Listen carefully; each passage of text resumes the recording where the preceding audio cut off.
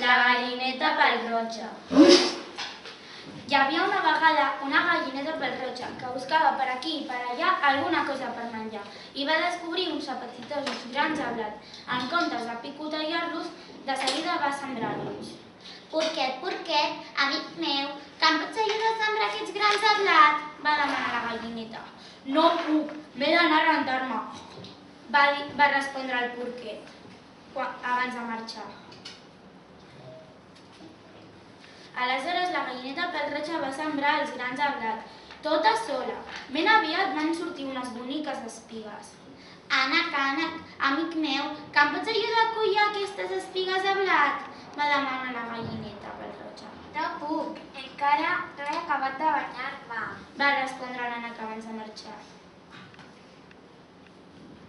Aleshores la gallineta pèl-roja va collir el blat. Després el va ficar totes les espigues en un sac per portar-les al moldre.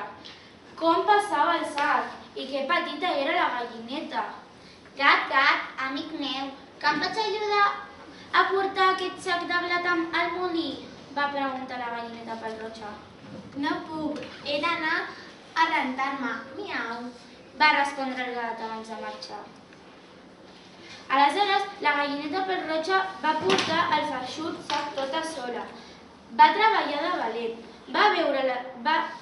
va treure les espigues del sac, va separar el gra de la palla, tota sola, va ficar el gra al molí, tota sola, i va recollir la farina i la va ficar al sac tota sola.